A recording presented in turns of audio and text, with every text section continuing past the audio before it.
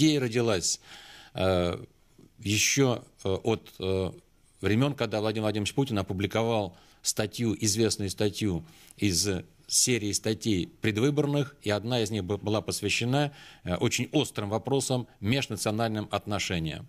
И мы знаем с вами проблему, которая существует здесь, системная, когда, с одной стороны, мы все время либо говорим, давайте жить дружно, толерантность, слово там и так далее, либо иногда показываем какие-то негативы.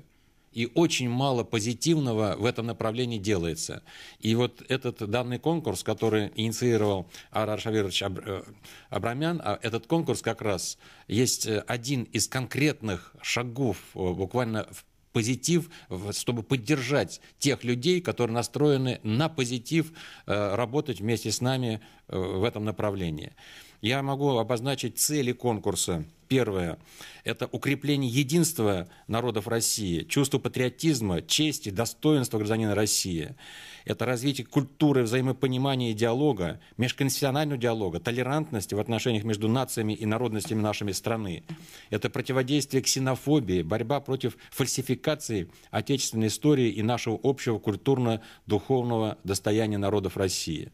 Вот из этих целей конкурса проистекает определенная тематика конкурса. Это первый конкурс, что мы будем продолжать дальше этот конкурс. Причем данный конкурс посвящен в основном публицистическим, научным статьям, публицистика, а в дальнейшем это, возможно, будет конкурс, посвященный просто даже чисто художественным произведениям, которые будут или песни, или это будут литераторы, другое творчество и так далее. То есть это конкурс уже заранее обозначен как первый конкурс. Что будет второй конкурс, и вот его тематику второго конкурса будет определять оргкомитет, по каким направлениям будет второй конкурс.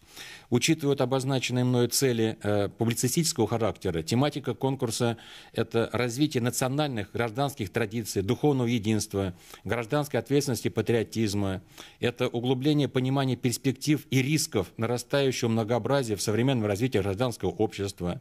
Это определение путей, способов и механизмов модернизации исторического бытия России и его народов. Это развитие концептуальных подходов к реализации обозначенной президентом Российской Федерации стратегии государственной национальной политики Российской Федерации в свете вызовов 21 века. Причем первоначальная идея была та, которую вы много раз слышали. Вообще говоря, просто давать предложения именно по стратегии государственной национальной политики. Но все-таки решили проводить этот конкурс, чтобы поискать эти пути, подходы, подчеркиваю, и с точки зрения науки, публицистики в рамках первого конкурса, с точки зрения творческой интеллигенции в рамках второго конкурса там, и так далее. И более того, я еще раз говорю, что очень важно, что это не разовая инициатива, и мы сейчас вместе готовим на базе Российского университета дружбы народов тоже один из конкурсов в этом направлении по тематике, которая очевидна для нас, которая понятно, что всех нас объединяет. Это русский язык для народов Российской Федерации. И не только Российской Федерации, а для народов мира, что это такое. Поэтому на самом деле мы готовим еще этот третий фактически конкурс, который я называю, который планируется тоже в области русского языка. С 1 апреля начинаем принимать работы по 10 сентября. Планируется, что подведение итогов будет очень красивым. В Кремлевском дворце съездов, а точнее в Государственном Кремлевском дворце, теперь ГКД, 4 ноября, в День народного единства. И вот там будут приглашены победители, лауреаты и призеры данного конкурса, причем подчеркну, что их может быть многие десятки, потому что первая десятка, которые как победители, они получают 2 первых премии размером по 300 тысяч рублей, 3 вторых премии размером 200 тысяч рублей каждая и 5 третьих премий размером 100 тысяч рублей. То есть 10 человек, которые получат премии, но помимо премий они, конечно, получат специальные дипломы и определенные знаки данного конкурса. Но помимо этого у нас будут еще и люди, которые будут отмечены другими дипломами и, возможно, ценными подарками.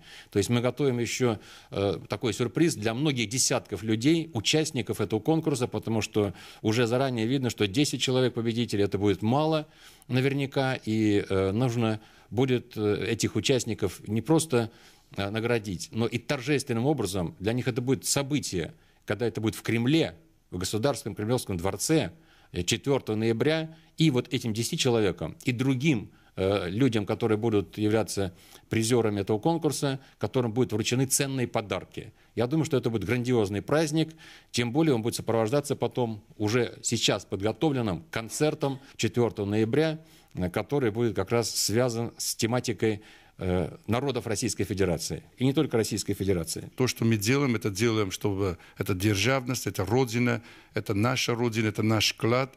И каждый участник должен понимать, что он нужен. Мы от нас, мы все участвуем в строительстве российского сильного государства. Мы будем сильны, тогда все будет нормально. Так что вот такие конкурсы это будет проведено. Я хочу еще раз сказать, что это не будут разовые. Когда я более 10 лет тому назад начинал вот это конкурсы провести, все думали, что это вот мы 1-2 и все. А это не так. А мы уже более 10 лет уже мы провели конкурсы. Я хочу один сказать просто. В прошлом году мы провели конкурс с русским миром в Армении. Русский язык, русские песни, мост дружбы. Участвовали 400 тысяч учеников. Это фактически 95% школы всей Армении. Я удивился. Это второй конкурс. Между первым и вторым уже была такой огромная разница. Не только ученики так прямо от души участвовали. Участвовали учителя.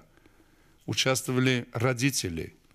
Это и есть сохранение русского языка или дружеские отношения наших бывших республик-союзников. Это есть новое поколение, которые они уже, знаете, смотрят на нас по-другому. Так что вот я думаю, что все это будет сделано полностью.